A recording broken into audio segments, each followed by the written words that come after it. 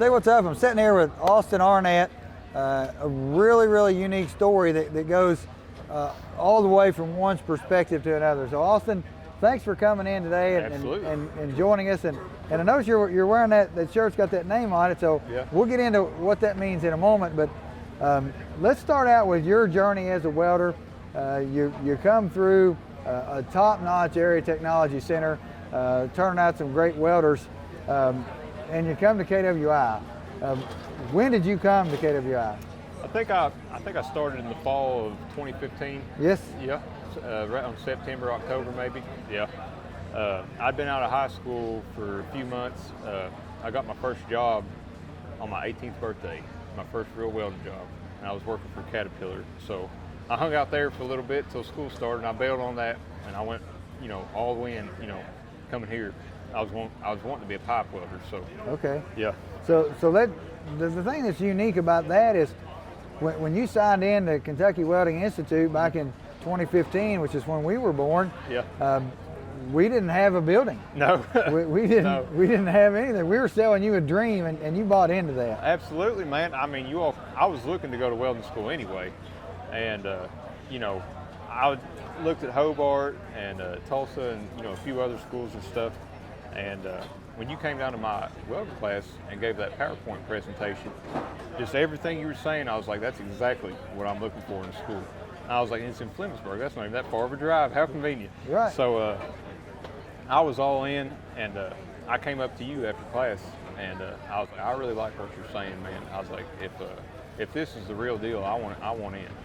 So I'd already made my mind up, and we went to do that. Was it FFA field day? Uh-huh. Yeah.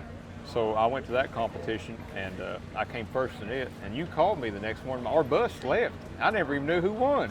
You called me the next morning and woke me up and said, "Hey, is this Austin?" I said, "Yeah." And you said, "Well, you won." And I was like, "What? Really?" I was so excited, dude. It made my day. And so I got my scholarship to come up here, and from then on, I was just rolling on. I was ready to go. Yeah. So one of the best TIG welders that I've ever had the opportunity to work with and continue training. I appreciate that.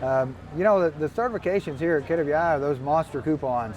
Mm-hmm. There's typically 3 of them. You're going to take that TIG and stick combo monster, that stick out monster, and that stainless TIG monster. There's a record that you set way back when that's never been touched, and I don't know if it ever will. 8 years deep. Wow. Yeah. So that record is. You put a restriction ring on all 3 monsters, right? Yeah. And you knocked all 3 monsters out in 6 hours flat. Yeah. And all those bends were absolutely flawless. Yeah, that's pretty good to say. Yeah, I was pretty happy about it then. Still happy about it. Yeah. And it still is. That record still stands. I don't know if anyone else will touch it. So you jump out of KWI. You hit a few pipe jobs. Tell us about your first pipe job or after KWI. So I know I graduated here on a Friday. And on Monday morning, I was hired in Florida. Okay. At my first power plant.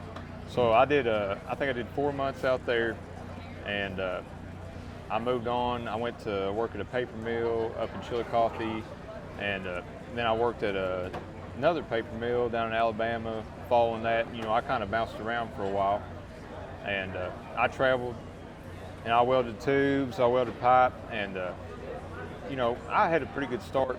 I felt pretty comfortable with welding whenever I came out of here. So that was a solid start for me.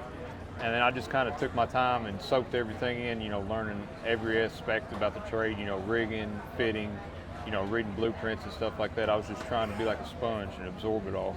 Yeah. So as you're absorbing all this information and you fast forward a little bit, you got several years under your belt, you're a top-notch welder, and that's how you're wearing that shirt. You're back about 3 or 4 years later as a Kentucky Welding Institute instructor. Tell us about now what it's like on the other side of the fence. So I was working with Blake Hawkins. Me and him were tube welding partners up in Rabbit Hash, and I got the call, and I was like 3 months deep into 612s, and I was ready for a break. And you called me to come teach, and I was like, yes. I was like, that sounds amazing. I would love to. So I came back, and I got to teaching, and that just,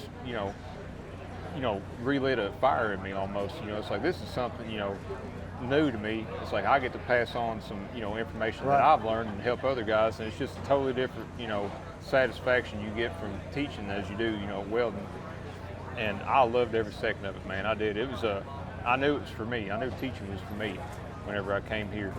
And whenever I was out here is whenever the union reps came in, and I got to talk to them. Earlier that year, I went and took some tests at the hall in Lexington, and I already had a couple of certs.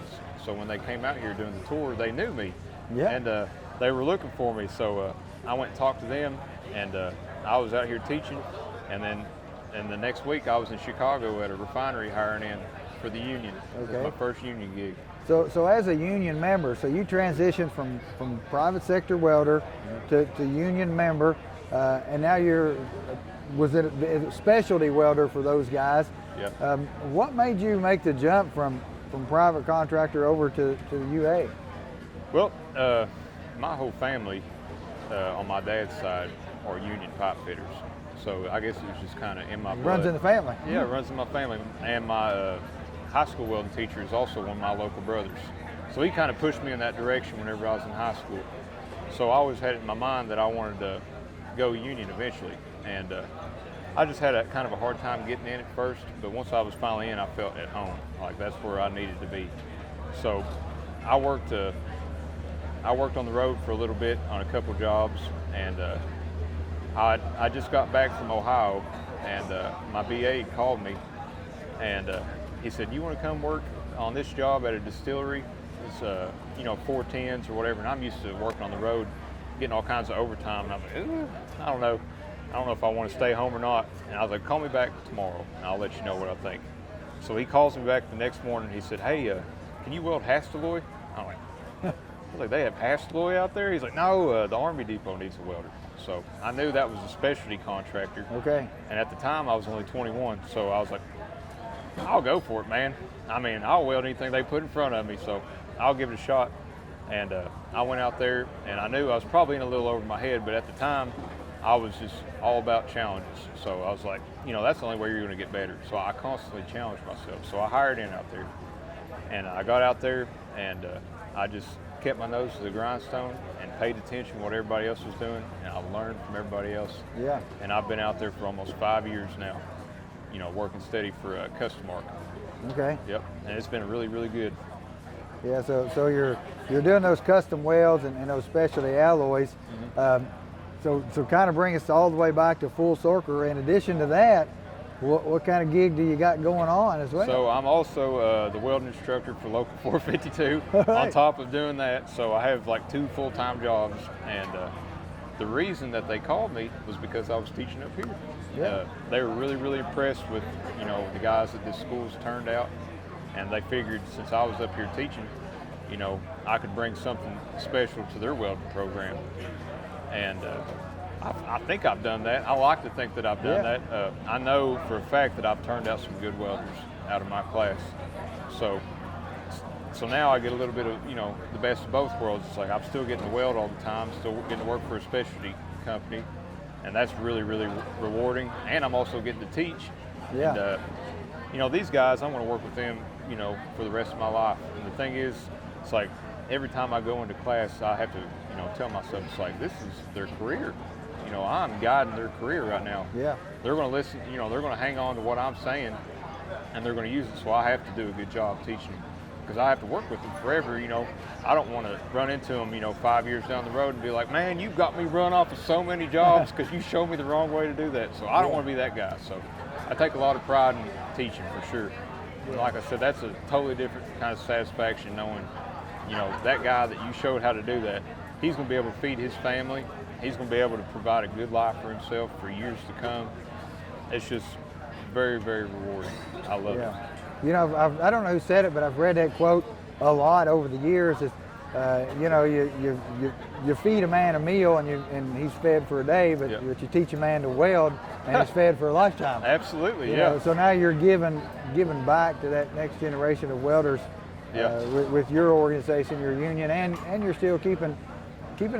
skill's fresh in the industry. That's pretty Absolutely, cool. yeah. I'm making X-ray welds all the time, and then I get to go in, so I'm fresh, like you said.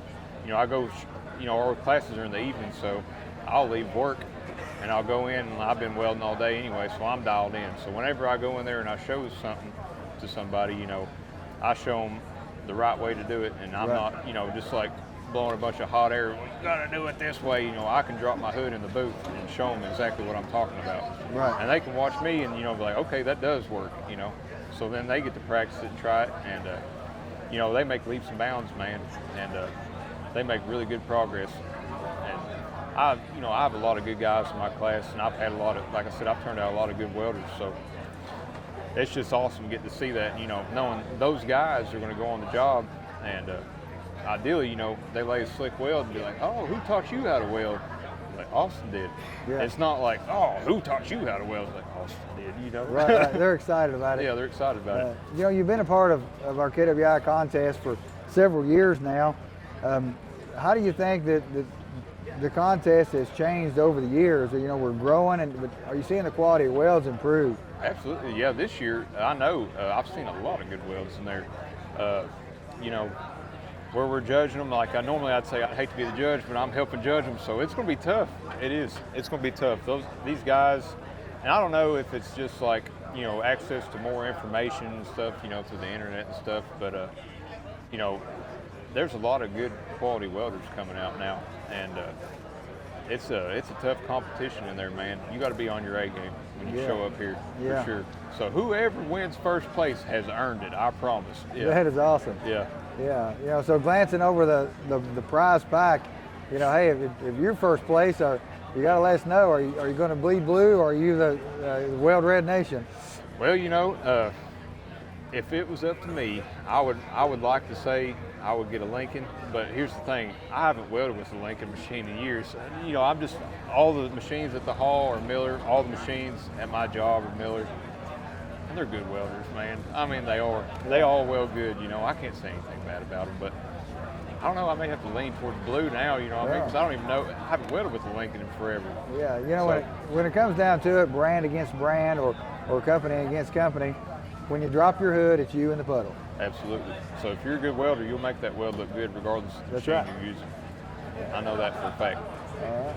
So, but yeah, you all have some really, really good prizes now, and whoever gets to come up here, I would highly encourage anybody that's wanting to, if you're going to be a high school senior, definitely look into this, because there's a lot of people, but there's a lot of good prizes too. So even if you don't come, at the top of the podium in first place, you can still win all kinds of awesome stuff, man. That's right. Yep, scholarships, and then it's a good experience too. Competition is what helps you grow. Right.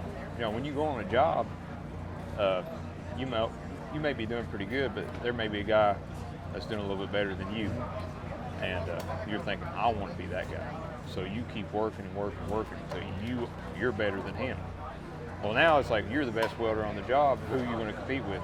Well, you got to compete with yourself. There you go. Absolutely. You can't ever settle. You got to keep going. That's competition, creates growth. So something like this is what's going to help people grow.